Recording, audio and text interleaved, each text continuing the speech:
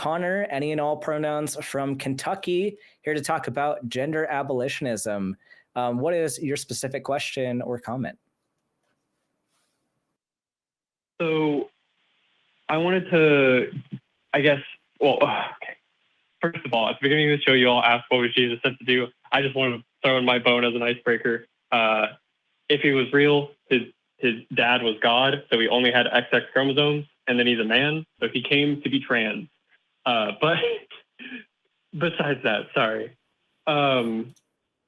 I wanted to know your all's opinion on, like, I guess, gender abolitionism moving forward, I guess. Like, what is your all's perspective on it as an idea? Yeah, real quick, before we go down that rabbit hole, because we know I will happily jump down this rabbit hole with you. What are you defining as gender abolitionism, just for the people who haven't heard of this before, and so we get on the same page? Okay, it's a little, I guess, difficult to explain, and I'm no psychologist or anything, but I guess the idea behind it would be, right now we have gender, so we have like man and woman, and especially right now, those labels kind of have gotten to the point where all they mean is, yeah, I'm a man. What is that? I'm a man. And I guess gender abolitionism is sort of, at least in my opinion, the next sort of step of that, which is, it's a socially constructed thing. It puts people in boxes, but the boxes, in my opinion, kind of do more harm than good. You know, we've been using it for as long as we fucking existed to harm women. And I guess the idea would be, the next step is to erase those. So instead of being, I'm a Connor, I'm a man, but I'm a man who occasionally likes to wear dresses. Hi, I'm Connor. I like to wear dresses. Sometimes I like playing shooter games. And it's just sort of, instead of describing yourself with a gendered term, you just are who you are. Yeah. And I have a lot of thoughts about gender abolitionism. Like, as a concept, I think it's great. I think as an ideal, that is what society should strive for. I would agree that there's a lot of baggage with the way gender is constructed as a society, a lot of assumptions about who you are, what you're going to do, just based on anatomical features. And so I agree with you. The question is, do I think that this is likely to happen or even feasible within our society as it exists? No, I do not think that, like, at least in our lifetimes, I don't think that it's going to be well received, easy to implement. I think having to undo all of the societal constructs that we've built are very, very difficult to overcome. And so I don't think it would happen. I would like it to happen, but I think it's one of those ideals that, you know, small communities could work towards. If you got a bunch of people, you know, and moved to an island somewhere, like, that could, like, it could work in that way. But I think it's probably near impossible for it to actually be implemented in at least our society. I share similar thoughts with Ben. So, you know, we're all accepting people here. We're all absolutely fine with whatever people want to identify themselves with. And the fact that we have, I mean, like, you know, a post-gender society is very idealist to me. Right. I don't know what enforcement mechanism would occur to make something like that happen. It seems like it would be a great goal to have. And I obviously want to continue to deconstruct and dismantle any hierarchies that may occur when gender appears in itself, right? We've already seen trouble with that.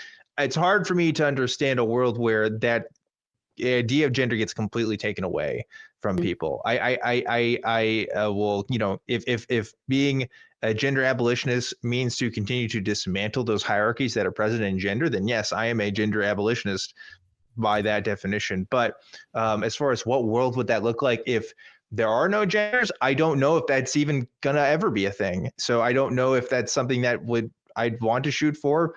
Maybe, But I have questions as to how that would work and how other people would want that to work, I suppose. But in practice, at least in theory, I have no real problems with it, I suppose. But it could be a pretty complex topic.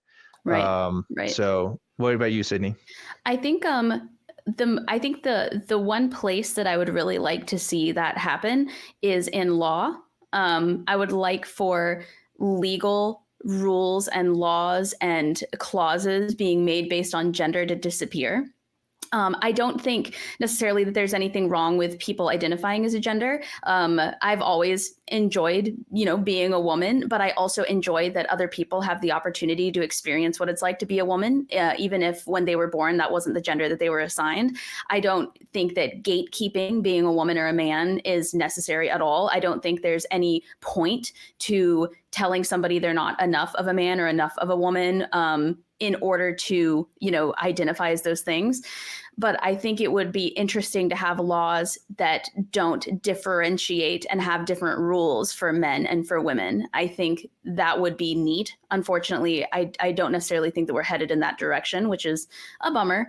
But I do think that people who support equality... Exact opposite. Yes, exactly. And I think that would be a great way to head towards equality.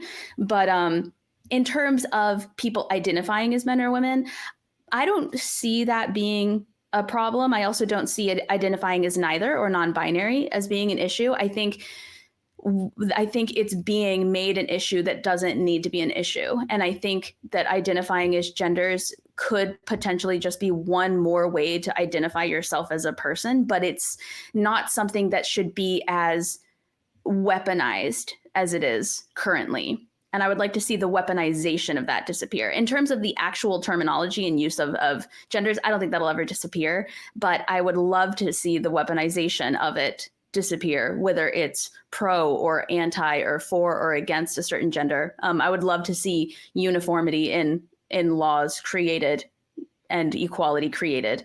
But yeah, it's an interesting idea.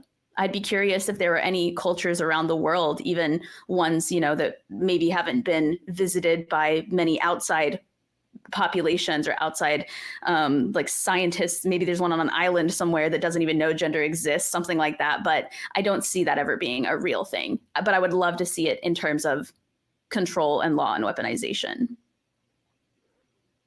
And I guess like my perspective on that, and I would love to hear your all's perspective, is I feel obviously like I'm coming at this from the perspective of a person who is like agender and know and love my trans people in my life.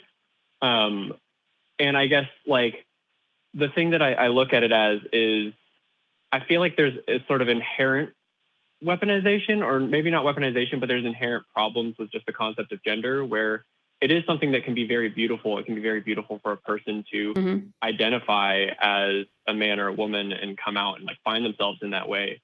But I think that there also is a sense in which, like,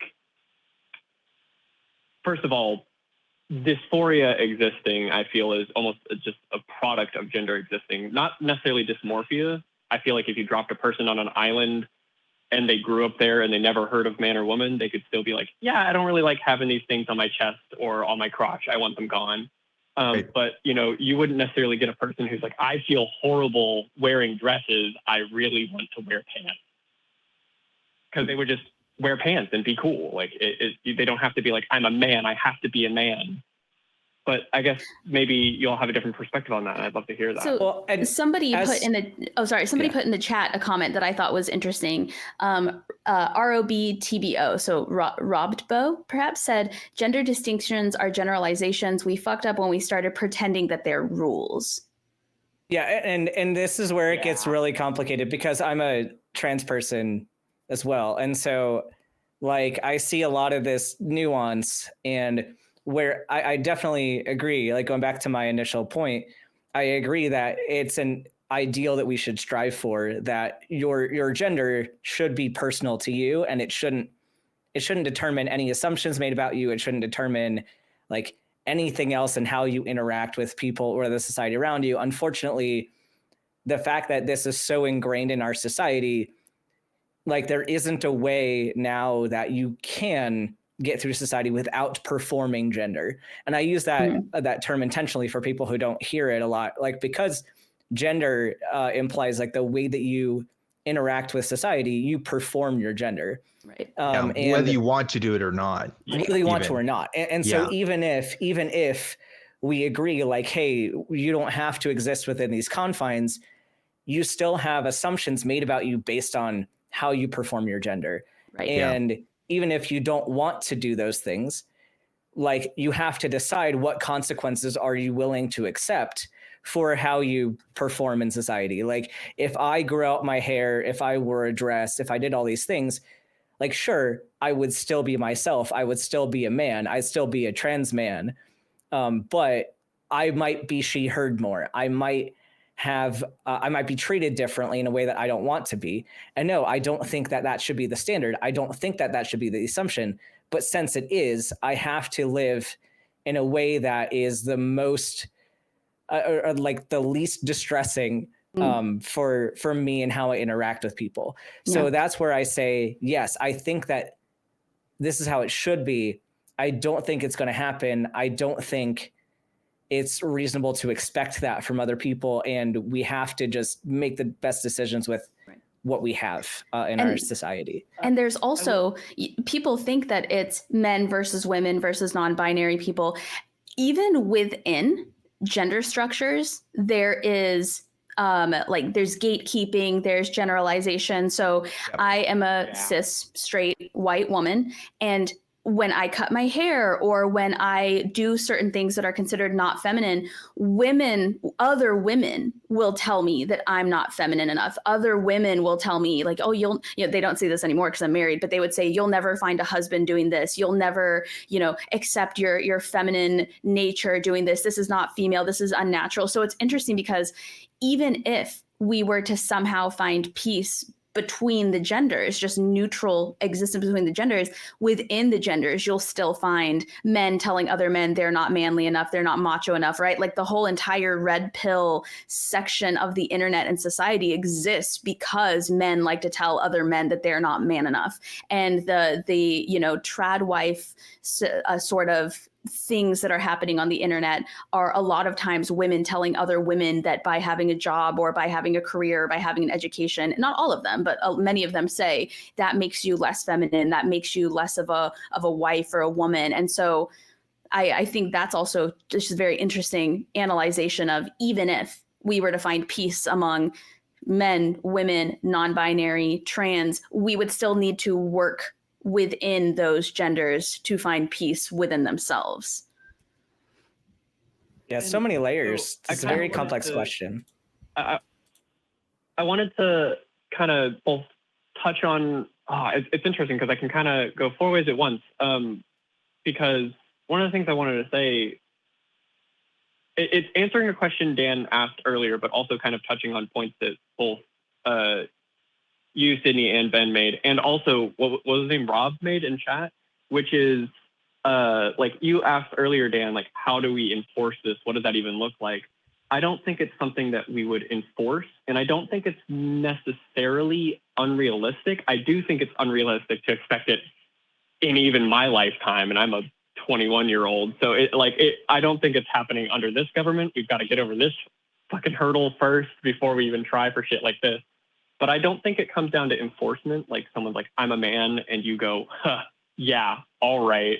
I think it comes down to sort of the way we educate people and like bring up our kids and stuff like that, and sort of teaching, first of all, coming at it from the perspective that gender is as fractal as there are as many ways to be a man as there are people who say they are a man. Yeah.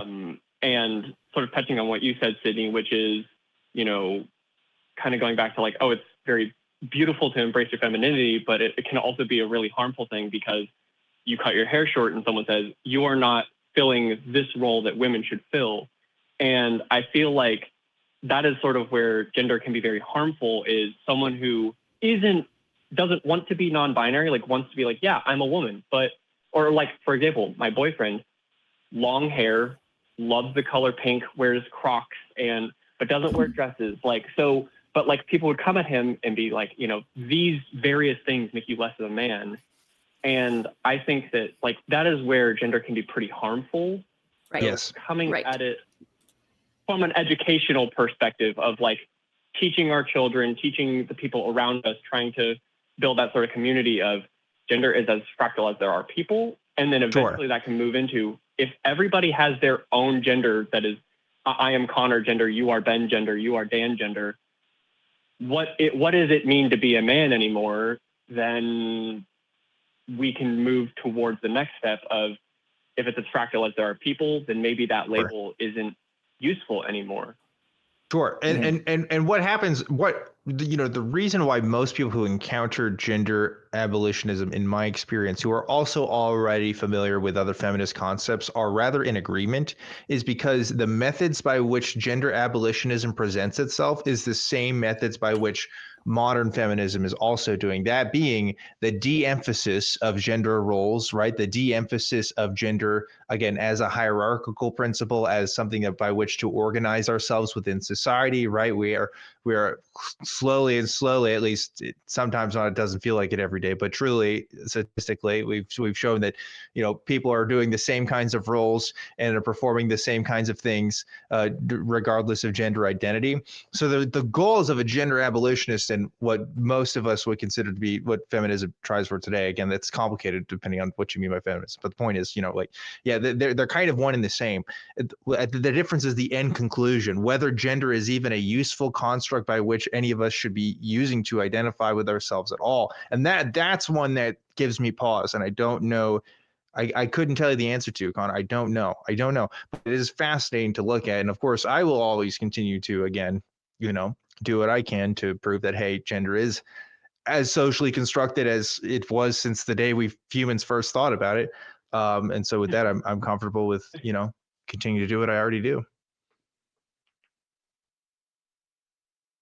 Yeah, no, I really appreciate that perspective. I mainly just wanted to kind of bring it up, see how everybody felt about it, and maybe bring up the idea for people who haven't heard of that before. So I'm down for it. Yeah. Thanks, Connor. Thanks for calling in and helping us educate people on ideas they may not have heard of. Love doing that. Love having these conversations. And you've called in before, right, Connor? This isn't the first time we've spoken. Or maybe I'm thinking of like the after show or something. I haven't spoken to any of you three. I just recently was on, I believe it's called Skeptic Generation with Eric. Got it. I don't remember his last name. Your voice just sounded really familiar. I did Talk Heathen before. Yeah, it is great being able to talk to the three of you. But yeah, thanks for calling in. We appreciate you. Call back if you ever have any other thoughts or ideas you want to run by us in the audience. We love having these kind of open-end conversations with our audience, kind of introduce people to ideas and potential distinctions of things. So thank you so much. We appreciate you calling.